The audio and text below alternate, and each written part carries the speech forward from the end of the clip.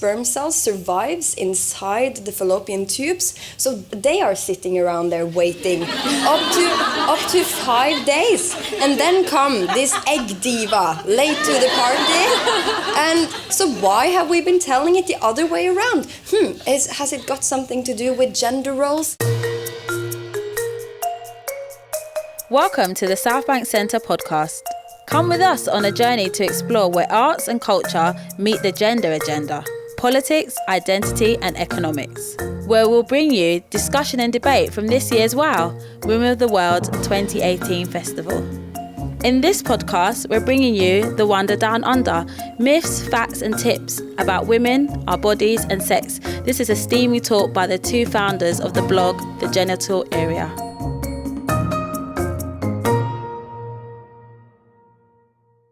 I'm Sarah Raphael. I'm the editor-at-large of Refinery29, which is the leading digital media company for women. Thank you very much for coming. Welcome to this discussion of The Wonder Down Under, a user's guide to the vagina, which is an amazing book. It's definitely the most exciting science book I've ever read, by Dr. Nina Brochmann over there and Ellen Støkken Dahl, who wrote this book while they were medical students in Oslo, which is an incredible feat, and they work as educators in sexual health for young people and minority groups. So we'll start off by talking about the two of you, and can you tell us how you met and why you decided to write this book about this subject matter? I'm Nina. We met in med school, like you said. We had both signed up to become sex ed volunteers. In Norway, we have this great organization that has been running since 1976 that travels around and do sex ed for teenagers. We started working there, and then after a while, the two of us started a project that they had teaching sex ed also at refugee centers around Oslo. So we led that work and wrote a guide on how to do sex ed for minority women, taking more into account like female genital mutilation and such things. That one thing led to another. So after having worked as sex ed teachers for 5 years, we started a blog called The Underlivet, which translates to the genital area, or the genitals. But in Norwegian it means both genitals and the life down under, which is much more poetic than just genitals. That was a blog for both men and women of all ages, really. Through our work as sexual education teachers, we have gotten so many questions from women from all cultures that were quite often exactly the same ones, and they were very often quite basic. What we see is, of course, that in Norway and many other places, the sexual education is not enough. You don't learn what you need to know about your body to make good choices about your sexual health, to be confident in your own skin. For example, a lot of women are afraid that normal physiological processes that happens in their bodies every day is something that is wrong, or something that they should be ashamed of, or something that's signs of disease. And if we don't know how we normally work, if we don't even know that, then how can we make choices when it comes to important questions like what contraception to use, if you should have an abortion, who to have sex with? So we were doing this teaching and saw all these basic questions, and we just had to start writing to reach out to a larger audience. When this book came out, people wanted to read it, and yeah, so that's why we're here. So there's so much to cover in the book, but I wanted to start by asking about the female erection as it's on the talk description, and I'm sure people are very interested to hear. I was really shocked to read about that. So tell us, how is that possible? I think before we move on to erections, I think we need to talk about the clitoris, because we can't talk about erections without including that. So the point is that when we're fetuses, all of us and all men, we share the same genital tubercle, it's called. And that is the origin of all forms of genitals. In week 12 in the utero, we all have this type of genital that looks somewhere in between a clitoris and a penis. From that, you can develop female genitals or male genitals, or somewhere in between. That means that the penis and the clitoris have the exact same build. So what we normally think of as the clitoris, the little knob at the top, That's just equivalent to the penis head. The penis has a shaft, of course, and inside the shaft you have erectile tissue. And we have exactly the same in the clitoris. It's just that it's hidden beneath the surface. So the clitoris that we know is just the tip of an iceberg. And underneath the surface we have a huge organ that is equivalent to the male penis, with 4 legs containing erectile tissue that surrounds both the urethra and the vagina and is lying below the labia. When women get aroused, just like men do, this erectile tissue will fill with blood and grow to twice the size as it normally is. And that is an erection. In women, it's hidden beneath the labia, and it will also change color and become more purple, red, dark, becomes blood engorged. So it changes color, just like the penis. As I said, the most exciting science book I've ever read.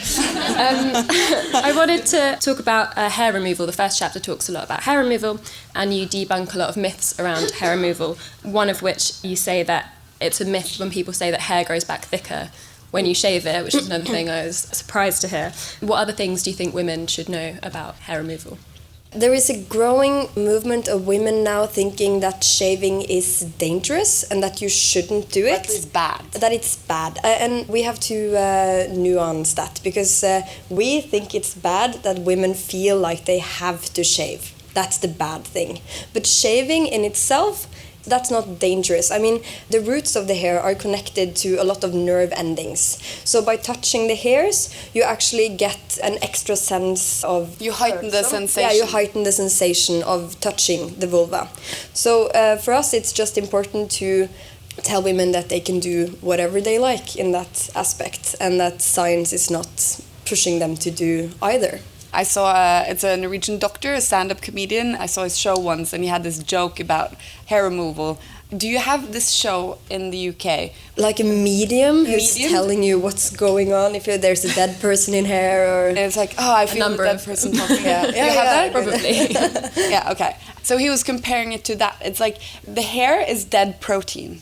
So when you chop off hair on your vulva or anywhere else, they can't communicate to their root, saying, "Hey, I was cut up here," you know. So down there, they have absolutely no idea that their product up there has been mowed down. So the hair root just keeps doing what it's always doing, just growing a bit every day. It's kind of like teenage boys, you know, when they start getting hair. Some of them start shaving a lot because they hope it will get thicker, but it won't. You just get like sores. The reason why it feels... The reason why it feels like the hair was thinner before it's shaved, of course, is that it gets worn down after a while. And I was also shocked to learn that we are born with all of our eggs in our ovaries, which I don't know if everyone knows that or not. Yes. Could you tell us some egg stats? How many are we born with, and what happens to them as we get older? We don't learn that in school, but we've all heard the story of the brave sperm cells that are fighting their way up to meet the egg first. We will get back to that story and retell it later, but first to say, retell it correctly with no bias, that is. No bias. No bias. Okay, yeah. No, we are born with, how many eggs? 300,000? Well, I mean, this is an approximation because women are born with different amounts. I mean, when we're still in utero, we're talking millions, but they deplete very quickly right around birth. So when we come and see the light of day for the first time, it's about 300,000. And then each month, while we're still kids, we're kind of doing like test runs. So your body is like taking these egg follicles and practicing to become real eggs. So already when we're children, we're losing a ton of eggs. So by the time we're hitting puberty, we have about like, I think it's 60,000 eggs. And then each month when we have our period, we are losing up to 1,000 eggs. And now you might be saying, well, 1,000 eggs, 60,000 eggs, that doesn't add up if you have a period for 40 years. But that's because you lose less and less eggs each year. And that someone thinks that might also be part of the explanation why it gets harder to get pregnant when you get older. Because it's fewer eggs to choose from? Yeah, because that's the point. We have been told the story that all these sperm cells are competing and fighting amongst each other, while the female equivalent, the egg, is just sitting around waiting for the knight on the white horse, or whatever you say, like strolling up and taking her first. And really, there's quite a struggle going on in the ovaries as well. Like Nina said, up to 1,000 eggs are competing every month to be the best egg, the best of all the eggs. Chosen one. The chosen one. Yeah. And that chosen egg ovulates and is caught by the fallopian tubes and bobs along into the uterus. The best way to get pregnant is to have sex in the days before ovulation. And that's because sperm cells survives inside the fallopian tubes, so they are sitting around there waiting up to 5 days. And then come this egg diva late to the party. And so why have we been telling it the other way around? Has it got something to do with gender roles and how we picture women and men? Maybe. It's strange, isn't it? I think so, yeah. I was also shocked to read about Freud and the difference between vaginal orgasms and clitoral orgasms. Yeah. Well, Freud had many interesting theories. And I don't know how many of them are still believed in today. But the point was that in 1905 he gave out theories of sexuality, essays on his theories on sexuality, yes. And one of them was that there was a difference between clitoral and vaginal orgasm. He claimed that women were supposed to get vaginal orgasms. Clitoral orgasms, that was only reserved for young, immature, so young girls, before they had kind of discovered men. So when women got older and were ready to get married, of course in a young age at that time, like 17, 18, 19, then their seat of sexuality should move to the vagina. If that didn't happen, then there was something wrong with the woman. With the woman, of course. So the point was that if she couldn't manage to get vaginal orgasms, if she still needed clitoral stimulation, still was interested in touching her clitoris, then she might be suffering from the extremely vague disease frigidity, which of course is a mental illness. I mean, it's really interesting how he just made up this theory excusing every single man who's not able to make his woman come, and he was just like, no, she's just mental. It's not your fault. And everyone believed it. Everyone bought it. So and we're still kind of living in this world where Freud's theory of the frigid woman who can't get a vaginal orgasm is valid. The truth is that an orgasm is an orgasm no matter how you achieve it. So there is absolutely no physiological difference between an orgasm caused by clitoral stimulation and vaginal stimulation. They've tried to find a difference. There is none. So why are we trying to create this hierarchy of orgasms where the one orgasm that almost no women actually manage to get is the one that we perceive as the one we're all trying to achieve? The clitoris is what gets women off. Yeah, and we need to stop talking about all the other forms of sex as foreplay and vaginal sex as the only kind of real sex that you can have. Because, for example, women who have sex with other women, they don't have real sex if you follow this model. They only have foreplay. They only have foreplay. It's like a lifetime of foreplay, and it's absurd the way we use language to create these truths. And even a lot of women even identifies as virgins if they have not had vaginal sex, but whatever else they have done, it just doesn't count. And it's so strange, because that's what's best for women, that's what makes women come, but it doesn't count. Yeah. Okay, let's move on to health issues, which is obviously a very big focus of the book. I love the line that said, all healthy girls who've reached puberty will find discharge in their knickers every single day. Because I think that's one of the things that really isn't well taught in schools, for example. Why do you think girls aren't taught these things? I don't really know, because it's so strange that we aren't taught about discharge enough. The result of that, of course, is that women think that something is wrong with them when they produce discharge, and see their doctor to get an idea if the amount and the color and the consistency is normal. Discharge is something that fertile women should produce every day because it's what keeps our vaginas clean and healthy. Without it, you're prone to yeast infections and bacterial vaginosis and dryness and itching and irritation. So it's super important to have it there.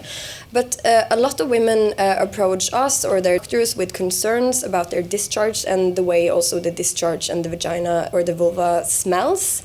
I think it comes from this idea that women are meant to be clean, meant to be pure, untouched, white dresses at the wedding, and it's a very, very limiting thing for us, especially when the liquids that we produce are so important. We don't poop or fart or do anything of that either, so it's I think all women know that can be a limitation when you're in a new relationship, for example, and you're not allowed to poop at your partner's house.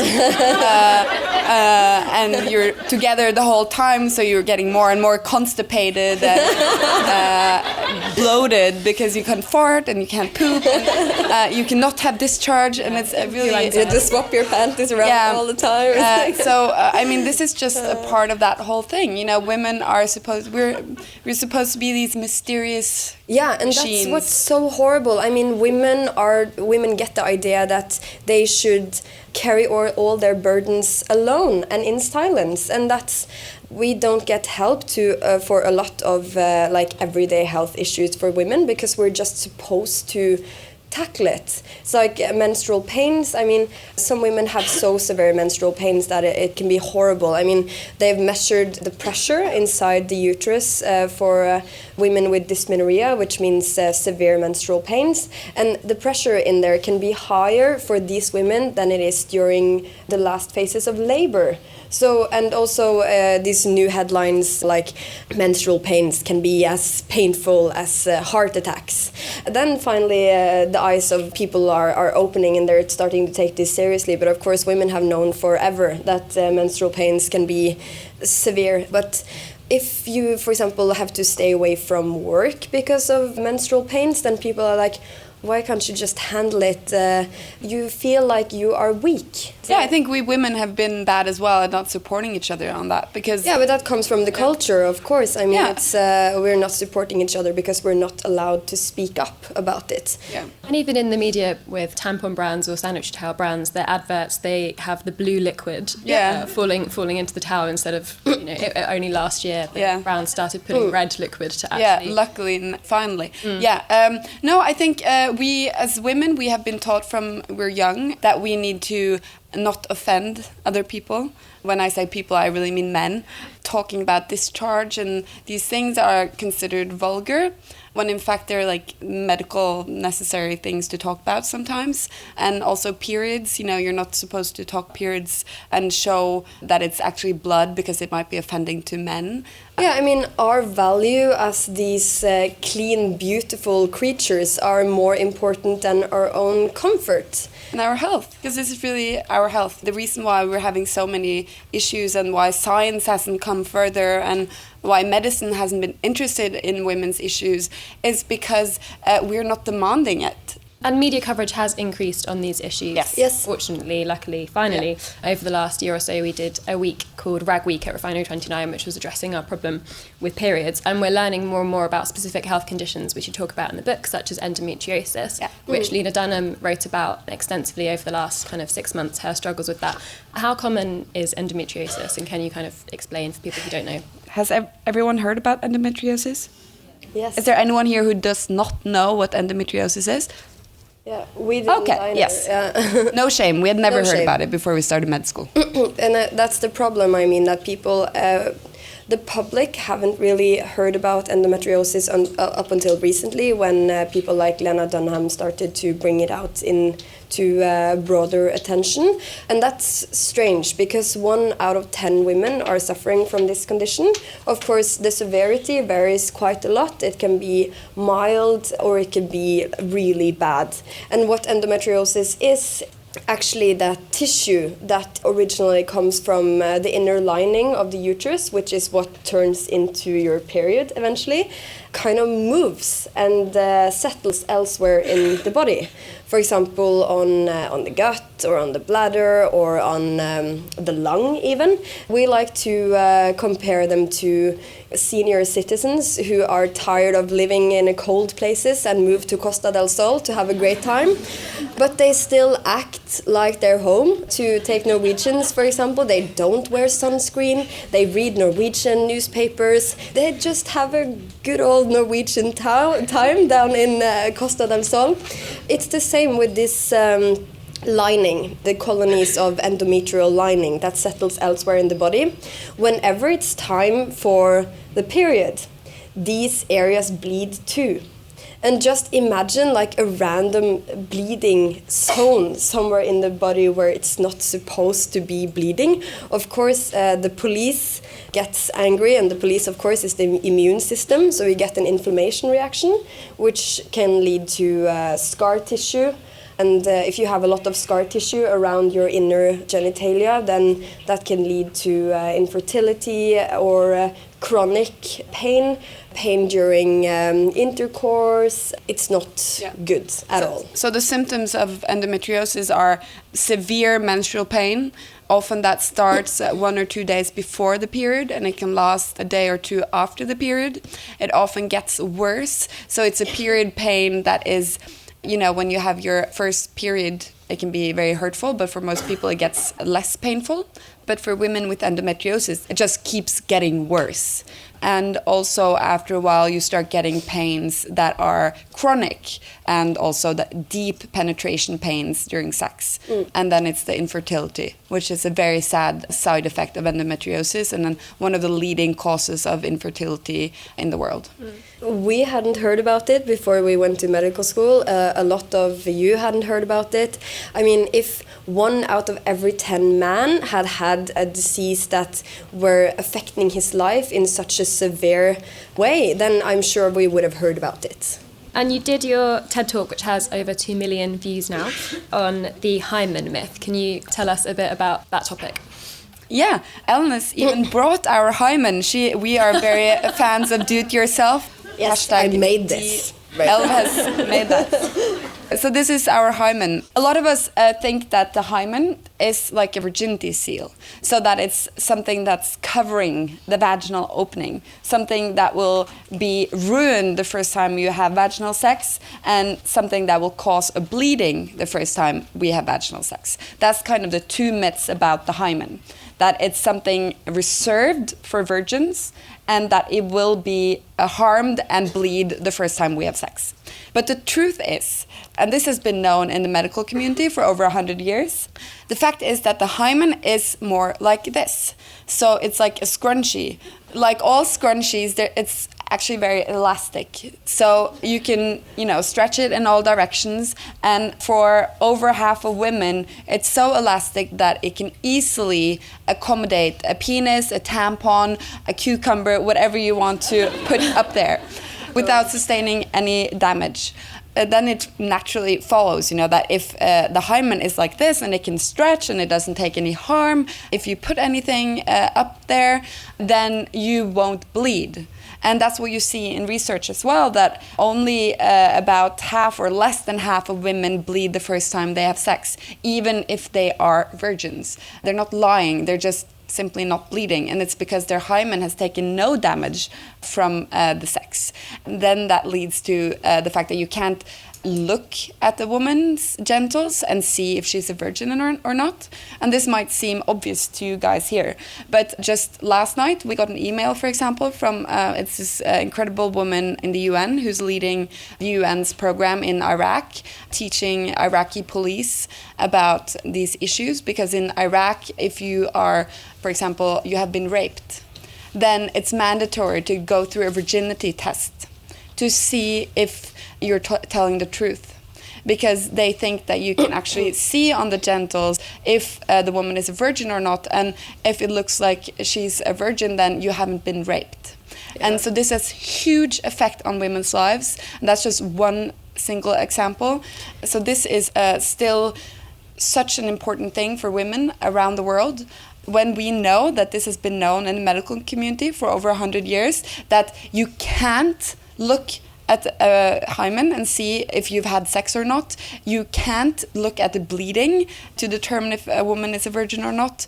Then why are we still talking about the hymen? Why are women still subjected to virginity checks? Why are still women being killed if they don't bleed on their wedding night? It's really, really, really tragic. Yeah, it's horrible. And just to add some more number to this, we have two studies that are done on hymen examination when people know that there have been penetrative sex there. The first one is the study of 36 pregnant women, where they examine their genitalia and they only find, clear signs of penetration in 2 out of these 36 women. What we're saying here, it's true. You can't see the difference. What we usually say, like, if you don't believe in 34 cases of virginity births, then this is bullshit. And also,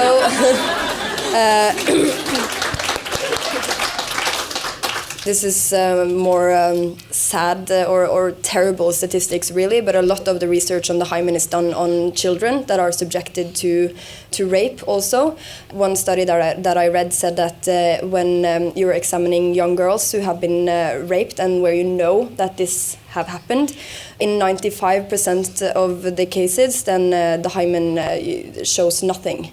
This is where they've really been incest cases and sexual abuse cases of children. That's where they've really done a lot of the groundbreaking work on this.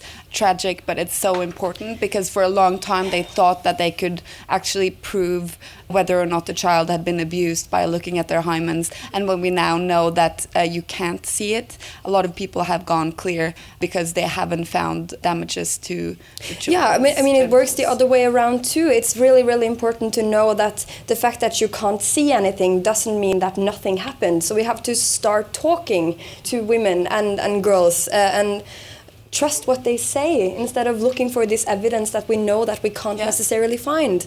I also want, we've only got about... Oh, sorry about that. Yeah, but I think that's why the book is so amazing, because you talk about very, very light topics and kind of accessible and interesting, and then you also talk about really serious issues, which is the point of writing the book and which is why everyone needs to read the book, because we need to get these messages out there globally. The last point I wanted to talk about is labiaplasty and the huge rise in this surgery, particularly among young women. Obviously, whenever we read about it, we know that there is no normal vagina. That doesn't exist. Everyone is different. But there still exists a huge amount of anxiety in young women, particularly around their labia and what they think it should look like.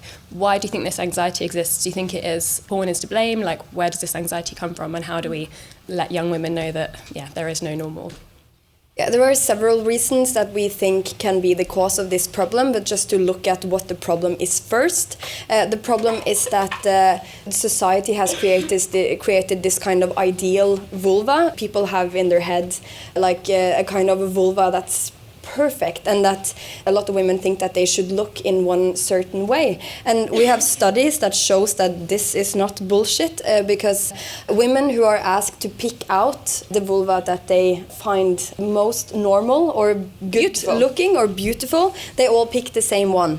And also women who are asked to draw their ideal vulva, they draw the same kind of vulva. It's like a vulva with even colors, no hair, and shorter inner than outer labia, and kind of tiny looking. Yeah. And what we know, of course, is that all vulvas look different, but it's horrible because young women aren't prepared for the changes that happens down there when they happen. In primary school, we talk about how the penis grows and how the penis changes. So when a man has a larger penis than a boy, it's no surprise. I mean, he knew that would happen. He's probably been looking forward to it. Probably even looking forward to it. But for women, we are not discussing the fact that the vulva is changing its shape a lot and might also change color during puberty. We're not discussing that fact.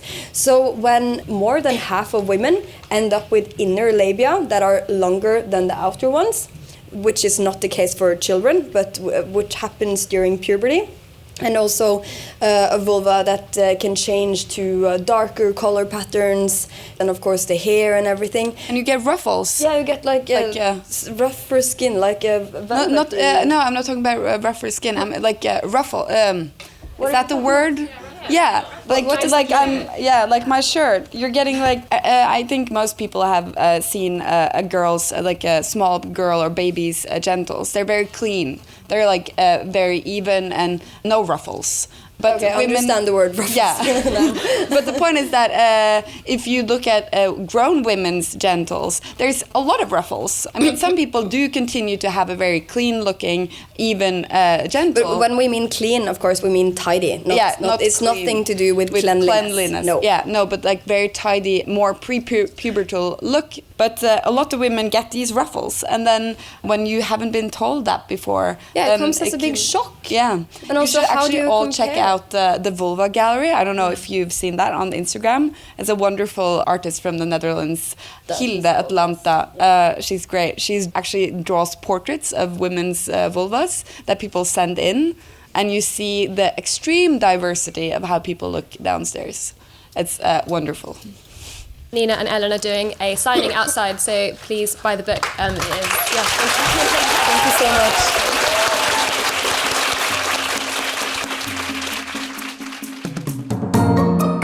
To hear more from WOW 2018, check out the Southbank Centre SoundCloud and join the conversation on Twitter with #WowLDN.